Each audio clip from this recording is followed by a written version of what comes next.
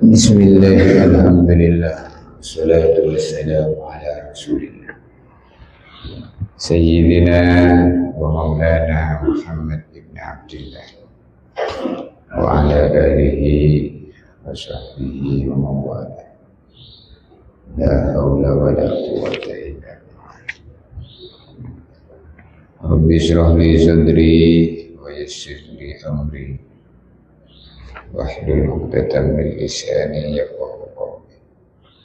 Subhanaka la ilma lana illa ma 'allamtana innaka antal 'alimul hakim.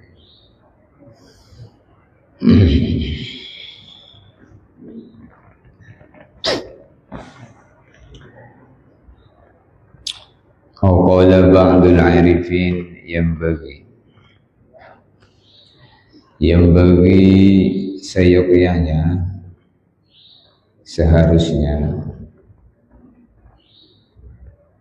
liman bagi orang arada sholat al-kamilata yang menghendaki agar sholatnya menjadi sholat yang sempurna,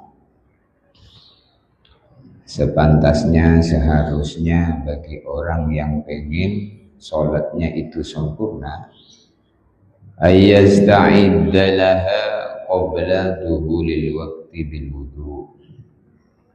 Ayyasta'idda yaitu hendaknya dia mengadakan persiapan laha untuk mengerjakan sholat itu qabla duhulil waqti, persiapannya sebelum masuk waktu sholat, sebelum adzan sudah persiapan bil wudu, yaitu dengan mengambil air wudu. Bagi orang yang pengen sholatnya itu sempurna, hendaknya mengambil wudunya itu sebelum adzan. Sebelum adzan sudah punya wudu. Adanya persiapan sebelum sholat. Sebelum sholat sudah punya wudu. Wa idza dakhala al-waqtu, bila telah masuk waktu sholat, maka kemudian dia menjawab azan, selepas itu dilanjutkan dengan doa habis azan. Siapa yang membaca doa setelah azan, wajabat syafaati, kata Nabi, wajib syafaatku untuk dia. Syafaatnya Nabi. Syafaat itu artinya pertolongan di akhirat untuk umatnya. Maka kita berharap ini dapat syafaatnya Nabi. Wajibat syafaati, wajib syafaatnya Nabi. Kalau orang dapat syafaatnya Nabi, wajibat lahul jannah, wajib dia masuk surga. Jadi orang yang pengen sholatnya sempurna, maka hendaknya dia ayyasta'idda laha qabla dukhulil waqti bil wudu. Hendaknya dia mengadakan persiapan untuk sholat, persiapannya sebelum adzan sudah mengadakan persiapan. Apa persiapannya? Bil wudu, dengan mengambil air wudu sebelum adzan sudah punya. Wa idza dakhala al-waqtu, bila telah masuk waktu sholat, yaitu berkumandang azan, maka dia menjawab azan, lalu dilanjutkan dengan membaca doa azan, wajibat syafaati. Bagi orang yang menjawab azan lalu kemudian membaca doa sesudah azan, wajibat syafaati. Bagi dia wajib syafaatnya Nabi. Wa man wajabat lahu syafaati, siapa yang telah ditetapkan, diwajibkan mendapatkan syafaatnya Nabi, wajibat lahul jannah, wajib bagi dia masuk surga. syafaati li ashabil kabair min ummati. Baginda Nabi bersabda, syafaati, syafaatku di hari kiamat nanti, li ashabil kabair min ummati, orang-orang yang di dunia ini punya dosa besar pun nanti akan dapat syafaatnya Nabi. Asal dia ini umatnya Nabi, maka nanti akan ditolong oleh Nabi. Yang punya dosa besar pun, apalagi yang tidak punya dosa besar, maka bagian daripada nikmat yang besar adalah menjadi umatnya Nabi. Kullu ummati, seluruh umatku, yadkhulunal jannah, akan masuk surga. Siapa umatnya Nabi? Umatnya Nabi, umatnya Nabi adalah orang yang taat kepada Allah, mengamalkan sunnah. Tidak ada sunnah yang terbesar melebihi sholat ikut cara Nabi, yaitu berjamaah di tempat adzan berkumandang. Maka orang yang pengen sholatnya sempurna, persiapannya sebelum adzan sudah wudhu. Kemudian sholat as-sunnah ar-ratibah dilanjutkan dengan mengerjakan sholat sunnah rawatib, yaitu sholat sunnah qobliyah dan ba'diyah. Menurut keterangan jumhur ulama, seluruh sholat fardu yang 5 waktu itu ada qobliyahnya. Ada qobliyahnya. Qobliyah subuh 2 rakaat. Rakaat al-fajri khairun minad dunya wa ma fiha. Sholat sunnah 2 rakaat yang dikerjakan sebelum mengerjakan sholat fardu subuh.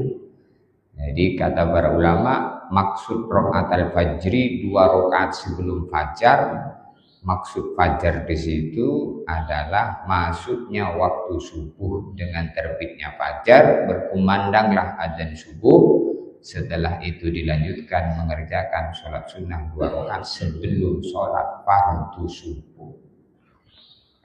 2 rakaat itu kata Nabi khairul minad dunya wa ma fiha, lebih baik daripada dunia dan segala isinya. Maka beruntung orang yang diberi nikmat-nikmat yang seperti ini, yaitu nikmat amal yang menjadi simpanan untuk dirinya di sisi Allah. Wal baqiyatus sholihatu khairun 'inda rabbika thawaba wa khairun amala. Wal baqiyatus sholihatu, amal-amal baik yang pahalanya kekal. Ada sebagian ulama mengatakan bahwa al-baqiyat as-sholihat itu adalah subhanallah walhamdulillah wa la ilaha illallah Allahu akbar. Kemudian pendapat yang lain mengatakan memasukkan seluruh amal soleh, amal yang baik itu namanya al-baqiyat as-sholihat. Al-baqiyat artinya yang baqo, kekal. As-sholihat, amal-amal soleh yang pahalanya kekal, disimpan langsung di sisi Allah, seperti sholat subuh, zikir, seluruh amal-amal yang baik, amal-amal soleh ini al-baqiyat. Al-baqiyat itu artinya al-baqa, kekal. Kenapa kekal? Karena disimpan pahalanya di sisi Allah, menjadi derajat-derajat di sisi Allah. Nanti kalau mati dia menikmati hasilnya. Hasil apa? Hasil apa yang dibuat di dunia ini. In khairan fa khairun, kalau dia ini hidup beramal baik, maka hasil yang dipanennya pun baik. Wa in syarran fa syarrun, Kalau amal yang dikerjakannya buruk, maka hasil yang dipanennya pun buruk. Wal jaza'u, dan balasan Allah itu min jinsil amal, persis seperti jenis amal yang dia kerjakan. Allah tidak pernah menzalimi hambanya. Yang baik hubungannya dengan Allah, Allah akan membalas kebaikan untuknya. Yang rusak hubungannya dengan Allah, yang buruk hubungannya dengan Allah, Allah pun juga akan memperlakukan dia dengan siksanya. Kemudian 2 rakaat sebelum zuhur. Dia mengatakan 4 rakaat, minimal 2 rakaat sebelum zuhur. 2 rakaat sebelum zuhur sama seperti 2 rakaat sholat tahajud, sama seperti 2 rakaat pada malam Lailatul Qadar. Kemudian 4 rakaat sebelum asar, baginda Nabi bersabda, rahimallahum ra'an shalla qablal asri arba'an. Rahimallahu, semoga Allah sayang, imro'an, seseorang, sholat yang dia mengerjakan sholat sunnah, arba'an 4 rakaat, qoblal asri sebelum asar. Jadi sholat qobliyah asar 4 rakaat, qobliyah subuh 2 rakaat, qobliyah zuhur 4 rakaat atau 2 rakaat, qobliyah asar 4 rakaat. Qobliyah maghrib ada. Nabi bersabda, sallu qoblal maghribi insya'a. Sallu, sholatlah kalian semua, qoblal maghribi, sebelum maghrib, insya'a, kalau kamu mau. Maka Nabi mengatakan kalau kamu mau, sehingga sholat sunnah 2 rakaat qobliyah maghrib itu tidak muakkad. Tapi jangan katakan tidak ada, karena ada orang mengatakan qobliyah maghrib itu tidak ada. Kata siapa tidak ada? Kamu katakan tidak ada padahal ada. Nah, jangan ngada-ngadakan perkara yang tidak ada. Loh, nggak ada kata Nabi. Oh ada, kamu aja nggak tahu. Sallu qoblal maghribi insya'a. Sholatlah kamu sebelum maghrib, sholat sunnah 2 rakaat, insya'a, kalau kamu mau.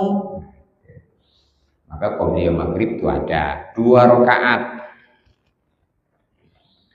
Qobliyah isya ada berapa? Boleh 4, boleh 2, sama seperti zuhur. Berarti seluruh qobliyah itu ada. Qobliyah subuh 2 rakaat, qobliyah zuhur 4 rakaat atau 2 rakaat, qobliyah asar 4 rakaat, qobliyah maghrib 2 rakaat, qobliyah isya 4 rakaat atau 2 rakaat.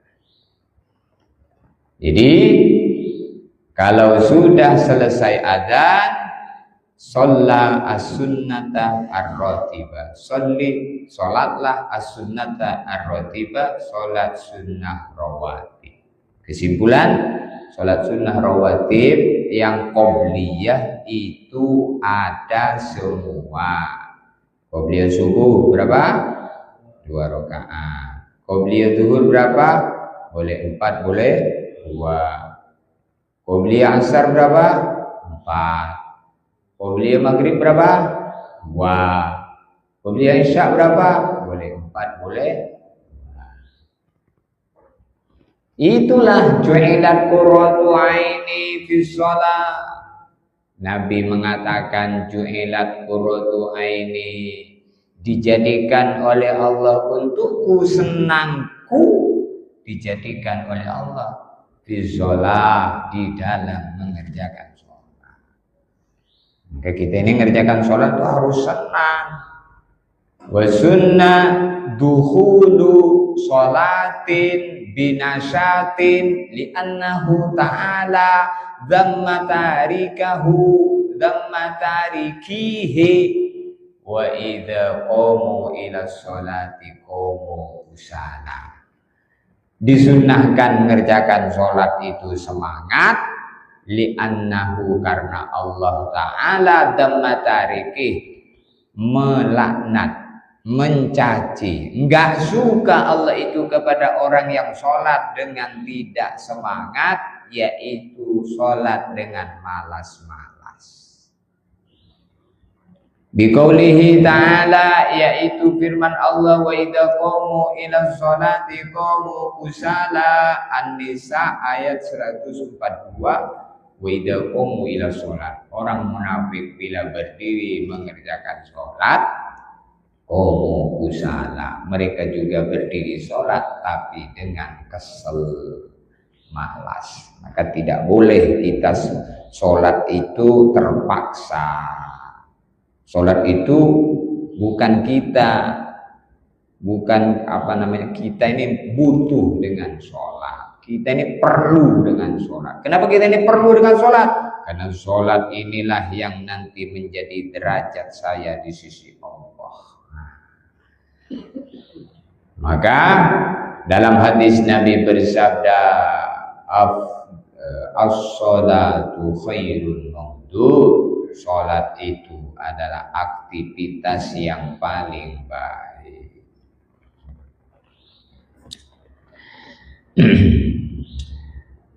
Li'annal abda, kenapa seseorang itu kalau ingin sholatnya sempurna sudah mengadakan persiapan sebelum adzan, yaitu dengan mengambil air wudhu, lalu adzan jawab adzan, lalu kemudian doa adzan, lalu kemudian dilanjutkan sholat sunnah qobliyah. Kenapa? Li'annal abda, karena seorang hamba rubbama tasya'aba batinuhu, terkadangan hatinya itu pikirannya bercabang-cabang. Maka dipastikan kalau orang itu sholatnya tergesa-gesa, itu sudah sholatnya kurang sempurna. Sah tapi enggak sempurna. Saya sah tapi enggak sempurna. Kalau mau sempurna sebelum adzan sudah duduk, bahkan sudah duduk di syok. Nah, kita ini berusaha. Siapa mementingkan sholat, maka Allah pentingkan dia. Karena sholat itu munajatul abdi ma'arabbih, munajatnya hamba dengan Tuhannya, dengan Allah. Inna sholati, sesungguhnya sholatku, wa nusuki, dan ibadahku, wa mahyaya, dan hidupku, wa mamati, dan matiku, lillahi rabbil alamin, semuanya hanya untuk Allah. Siapa Allah itu? Rabbul alamin, yang mengatur seluruh alam. Alam ini apa? Alamul insi wa alamul jinni, dunia wa ukhra. Alam jin, alam manusia, alam dunia, alam akhirat. Yang ngatur itu Allah. Maka sholat itu tanda orang ma'rifatullah, kenal dengan Allah, ya sholat. Kalau aku kenal sama Allah tapi nggak sholat, ini kenal dengan setan. Mengaku cinta Allah tapi nggak ikut Rasulullah, maka pengakuannya tidak diterima. Ngaku cinta Allah tapi nggak ikut Rasulullah, maka Allah Ta'ala berfirman dalam Al-Quran, Qul in kuntum tuhibbunallah fattabi'uni yuhbibkumullah wa yaghfir lakum dzunubakum. Qul, katakan wahai Muhammad, in kuntum tuhibbunallah, kalau kalian mereka umat mengaku cinta Allah, fattabi'uni, buktinya ya harus ikut kamu. Kok ngaku cinta Allah enggak ikut kamu, palsu, pengakuannya palsu. Nah, siapa yang ngaku cinta Allah terus hidupnya ikut kamu, wahai Muhammad, aku beri 2, di dunia 1, di akhirat 1. Apa yang diberi di dunia? Yuhibbukumullah. Allah akan mencintai dia. Di dunia ini dicintai Allah. Kalau dicintai oleh Allah, maka nikmat berhubungan dengan Allah. Salat Allahu Akbar, nikmat. Nyebut Allah itu nikmat. Rasanya nikmat nyebut Allah itu lebih nikmat dari ayam goreng. Masya Allah. Kalau orang nyebut Allah itu mulai dari ujung rambut sampai ujung kaki itu bergetar. Wa idza tuliyat alaihim ayatu zadatu imana wa ala rabbihim yatawakkalun. Kalau dibacakan ayat-ayat Allah, maksudnya nyebut Allah, baca Quran, maka bergetar hatinya. Makna bergetar itu nikmat. Timbul rasa takut, mahabbah. Mahabbah itu cinta. Semakin nyebut Allah, semakin cinta, semakin nikmat, semakin nikmat, semakin nikmat, semakin nikmat, semakin nikmat, sehingga tenggelam dalam nikmat. Kalau orang itu tenggelam dengan nikmat, maka tidak terasa apa-apa yang terjadi di sekelilingnya, tidak terasa saking khusyuknya. Jadi supaya cabang-cabangan pikiran-pikiran yang ada dalam hati itu sudah dibereskan dulu. Ambil air wudhu, duduk, banyak istighfar. Fatahsulu lahu kuduratun, sehingga kalau pikiran-pikiran ini yang bercabang ini belum dipersiapkan sebelum sholat, nanti akan datang menjadi motori sholat. Kudurah itu menjadikan sholatnya itu keruh, sholatnya itu kurang khusyuk, sehingga datanglah apa-apa yang terpikir itu ketika dalam sholat. Yang sudah persiapan sebelum sholat pun masih datang pula, apalagi yang tidak persiapan. Jadi walaupun itu masih sholat, ingat kemana-mana, ya sudah bagus, tapi maksudnya lebih ditingkatkan lagi, sehingga mendapatkan lezatnya ibadah. Ibadah itu lezat, ibadah itu nikmat. Maka orang dulu kenapa sholat bisa sholatnya panjang-panjang? Karena nikmat, menikmati. Kalau menikmati, maka nikmat. Ada orang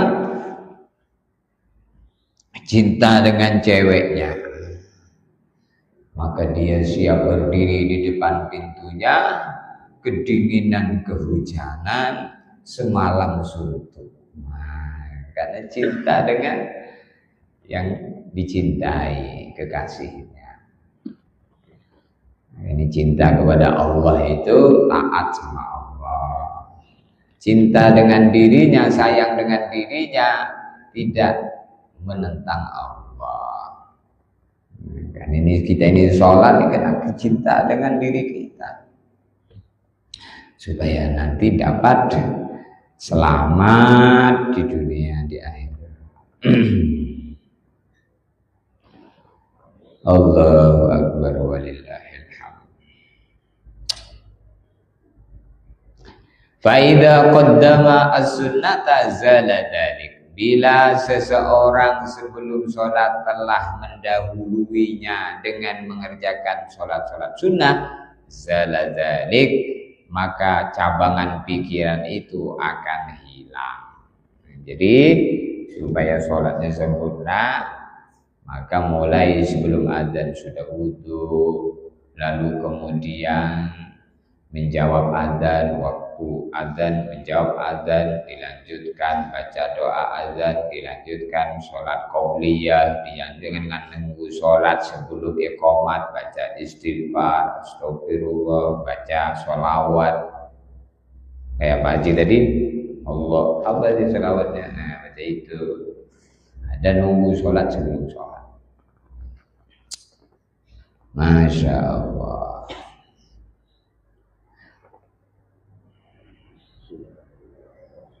ini penting. Jadi kalau sholat itu kita anggap penting, maka kita persiapan seperti orang mau buat acara resepsi pernikahan. Bagi dia penting acara ini harus sukses, maka mulai seminggu sebelumnya sudah musyawarah panitia, mementingkan. Kalau asal-asalan kacau. Ini urusan sholat lebih penting daripada urusan acara pernikahan ini. Urusan sholatnya urusan kita menghadap Allah.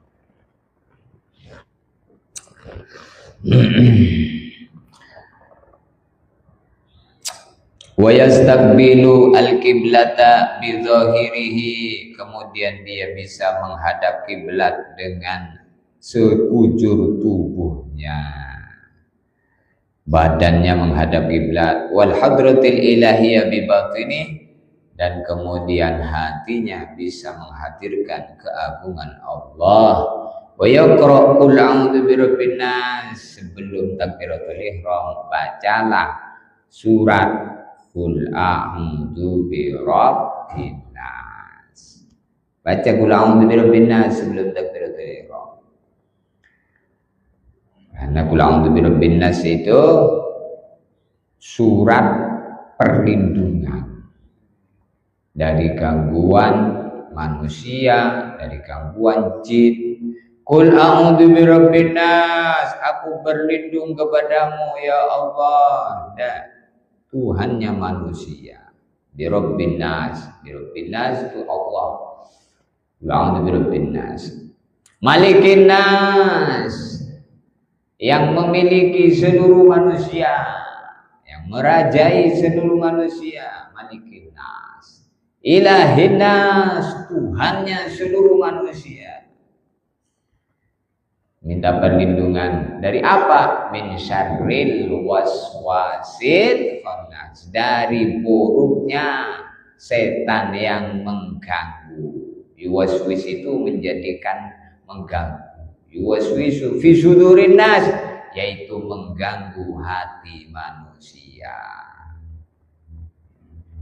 Min syarril waswasil khannas alladzi yuwaswisu, yaitu setan yang menjadikan waswas fi sudurin nas, di hati manusia. Minal jinnati wan nas, yaitu dari jin dan manusia. Jadi yang bisa mengganggu orang sholat itu dua, jin dan manusia. Kadang ada orang manusia itu, ada orang sholat kemudian dia nyengir di depan, itu termasuk setan manusia itu. Alladzi yuwaswisu fi suduri minal jinnati wan nas. Jadi yang mengganggu orang sholat itu dua, satu jin yang tidak kelihatan, satu manusia yang kadang kita sholat dicukil-cukil dari belakang, kita ganggu gitu. Setelah baca surat itu takbir. Kalaupun itu sudah dibuat, masih aja cabangannya belum hilang-hilang, karena terlalu banyak cabangan itu nggak mudah hilang. Pikiran sana, pikiran sini masih banyak dan sudah berpuluh-puluh tahun terbiasa begitu. Ya baru sekali kok langsung hilang. Nggak apa-apa belum hilang. Yang penting sebelum sholat sudah, sebelum adzan sudah wudu, kemudian jawab azan, nunggu sholat sebelum sholat dengan sholat sunnah tadi qobliyah, sampai qomat nunggu sholat. Setelah iqomat berdiri di shaf sudah rapi, imam takbir langsung takbir Allah. Nah itulah yang perlu kita pahami. Ada yang mau tanya?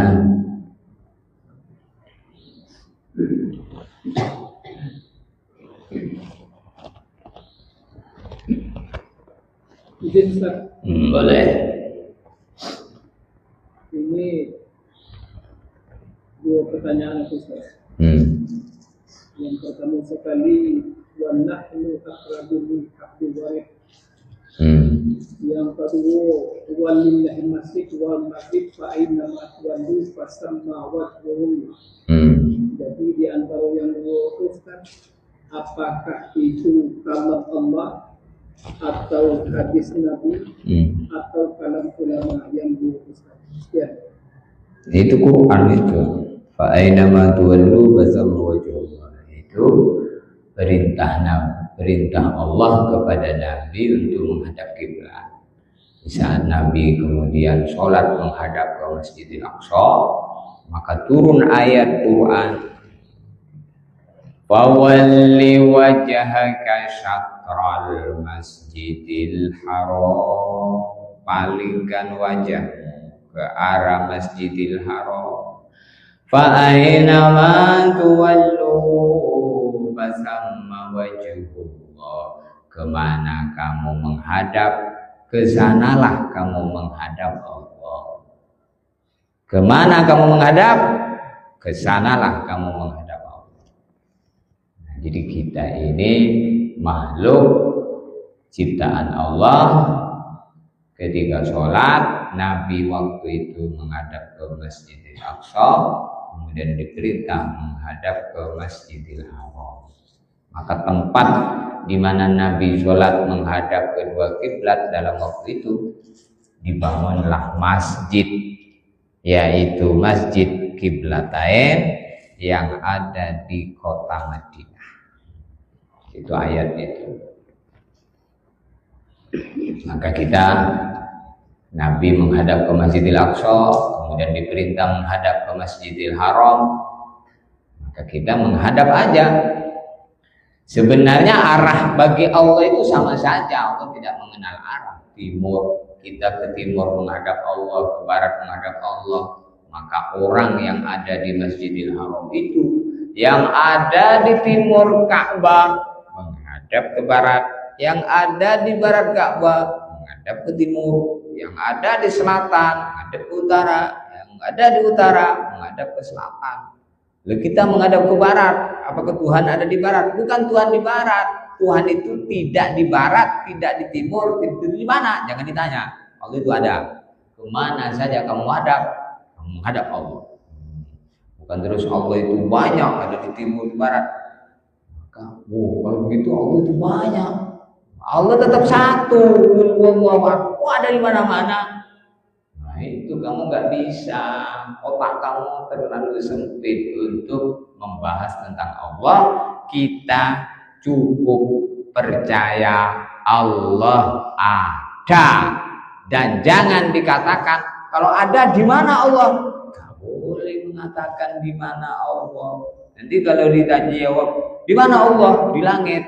Gak boleh mengatakan Allah di langit. Di mana Allah? Di barat. Kok di barat? Karena kita sholat suruh menghadap ke barat. Tidak boleh mengatakan Allah di barat. Jadi 4 perkara tentang Allah nggak boleh ditanya. Kalau ada pertanyaan, jawabannya cuma satu. Allahu laisa kamitslihi syai'. Allah tak sama, tak persis dengan apa yang kamu bayangkan dalam otak. Karena orang bertanya, di mana Allah? Dia akan mau menjawab tempat di mana. Maka dikatakan di langit, tidak boleh. Sehingga Allah bertempat di langit, tidak boleh. Allah itu tidak bertempat. Orang yang punya keyakinan bahwa Allah di langit, dia orang punya keyakinan namanya mujassimah. Yaitu orang yang punya keyakinan bahwa Tuhan itu berjisim. Apa jisim itu?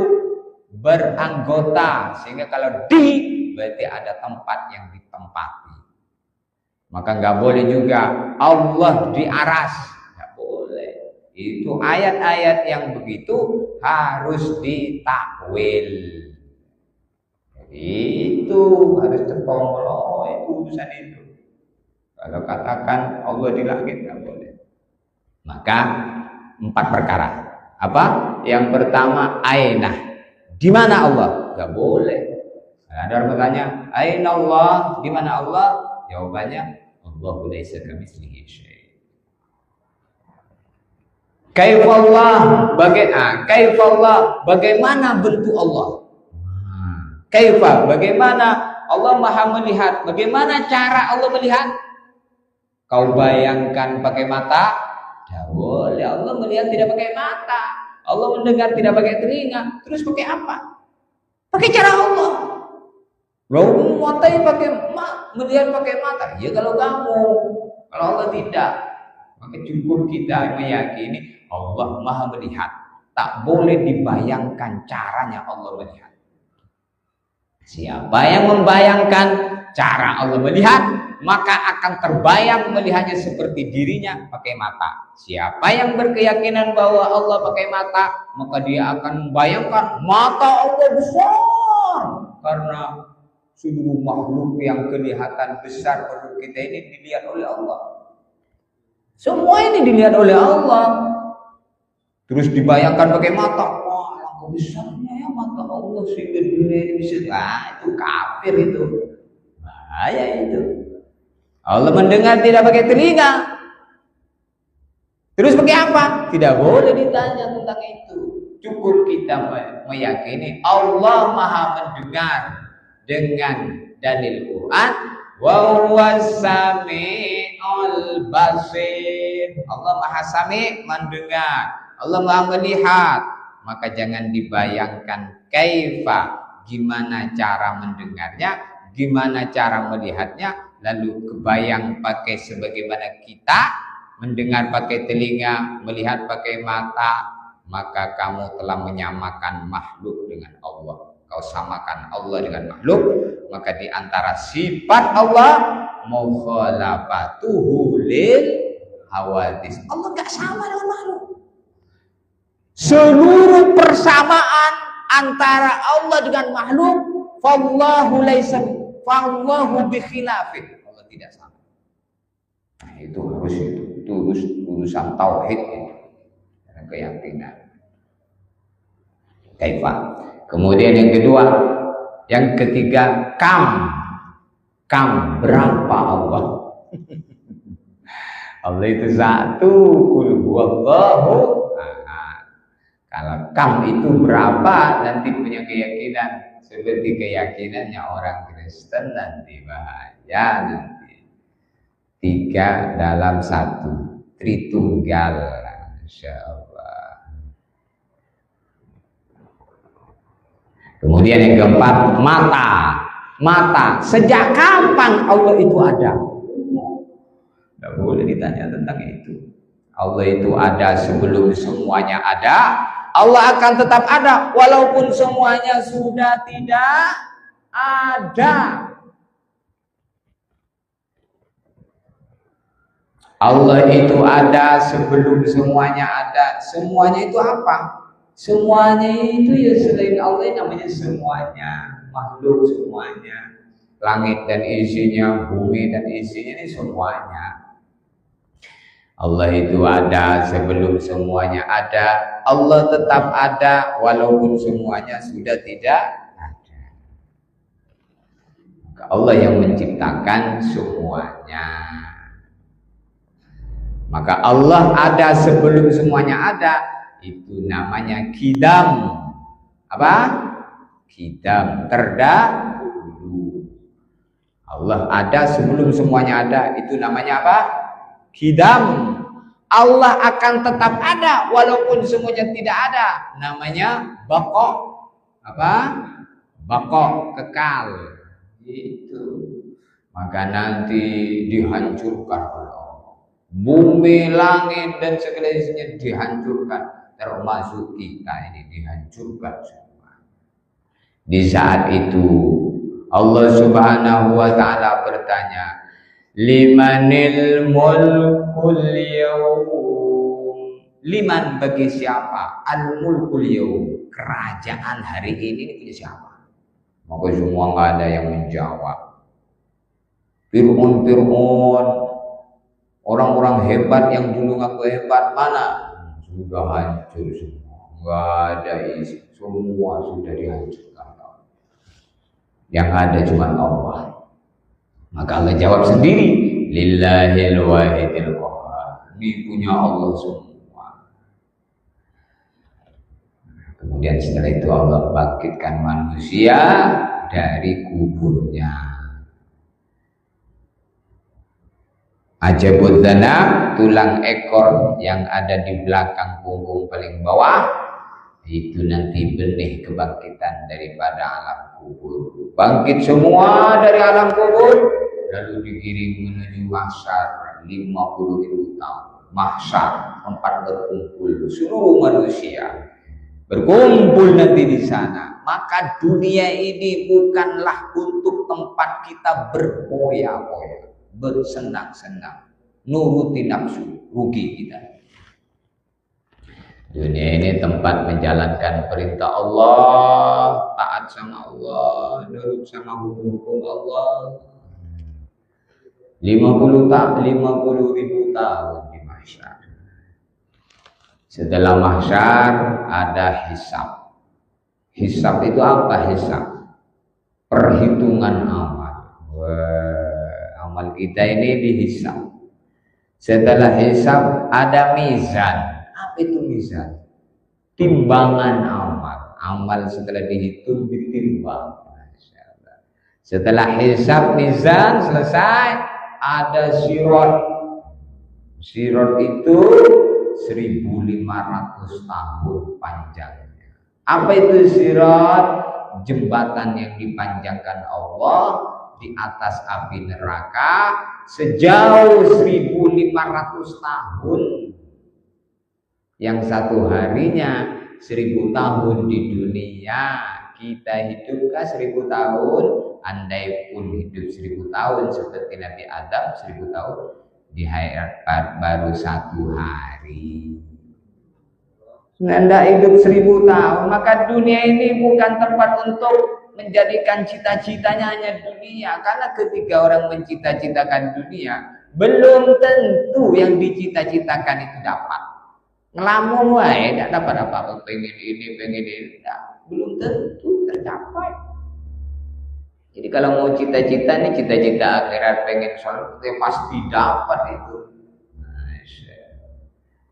Maka dunia ini orang mencita-citakan dunia belum tentu dapat. Kalaupun dapat tidak banyak. Seluruh dunia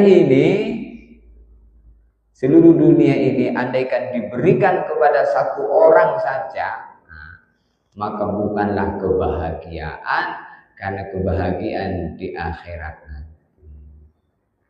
Orang paling miskinnya dikasih 10 kali lipat. Jadi dunia ini kalaupun dapat tidak banyak, kalaupun banyak nggak lama, tidak lama. Banyak orang di puncak kejayaannya, kesuksesan hidupnya mati. Habis bangun rumah miliaran, ini tidur semalam kelonan sama istrinya, pagi-pagi dibangunin, digoyang-goyang, sudah mati. Orang kaya mati, orang miskin mati, raja-raja mati, rakyat biasa mati, semua pergi menghadap Ilahi. Dunia yang dicari tidak dibawa pergi. Itu ayat itu Pak, ayat Allah. Masya Allah, maka ngaji-ngaji seperti ini penting bagi orang yang hidup selamat. Tapi kalau nggak hidup selamat, dengar pengajian nggak suka, dengar organ tunggal goyang-goyang sampai pagi. Allah, suruh ngaji, dengar pengajian sumpah mau ngapain, Masya Allah. Akhirnya tidak pernah mendengar informasi Quran, informasi hadis, nasihat para ulama. Akhirnya hidupnya tidak kenal agama. Salah siapa tidak mau dengar-dengar. Akhirnya di akhirat, Rabbi laula akhartani ila ajalin qarib, hidupkan saya sebentar saja ya Allah. Wa asaddaqo, saya mau sedekah, saya mau sholat, saya mau ngaji. Masya Allah, mumpung sebelum datang masa itu, Masya Allah, orang yang punya majelis ilmu tidak setiap hari, seminggu sekali, tidak seminggu sekali, sebulan sekali, maka kematian mendatanginya, dia mati dalam keadaan talibul ilmi, nuntut ilmu. Wa may yahrid min baitihi muhajiran. Maka ini ngaji-ngaji kita seminggu ini, habis ngaji begini selesai, tepuk dadanya, tempelkan tangan, syukur, alhamdulillah, terima kasih Allah hari ini kau dudukkan saya, minggu depan dudukkan lagi. Andaikan minggu depan tidak didudukkan lagi, kekubur kita, maka dihitung ngaji terus sampai hari kiamat. Dan itu sabda Nabi, man mata murabita, siapa mati wafat dalam keadaan murabita, nyambung amal, lalu nggak sampai dengan amal yang tidak nyambung di situ, mau hadir lagi tak sampai lagi, ujriya amalu ila yaumil qiyamah, pahalanya dialirkan terus ke kuburannya walaupun sampai hari kiamat.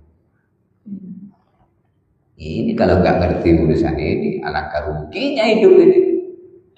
Tiba-tiba kita ini sudah putih, kulit keriput, walaupun memang mati bukan nganggep orang tua saja, karena buktinya ada orang belum lahir di kandungan mati keguguran, ada yang mati di perut, ada baru keluar mati. Itulah memang kita semua menunggu.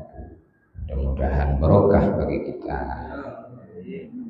Al-Fatihah. Billahi minasyaitonir rajim. Bismillahirrahmanirrahim. Alhamdulillahi rabbil alamin. Arrahmanir rahim. Maliki yaumiddin. Iyyaka na'budu wa iyyaka nasta'in. Ihdinas siratal mustaqim. Siratal ladzina an'amta 'alaihim ghairil maghdubi 'alaihim. Rabbana zidna ilma warzuqna minka fahma faqihna fid din 'allimna at-ta'wil wahdina ila sawa'is sabil walhamdulillahi rabbil alamin. Hadanallahu wa iyyakum. Subhanallah bihamdihi subhanakallahumma bihamdika asyhadu an la ilaha illa anta. Assalamualaikum warahmatullahi wabarakatuh.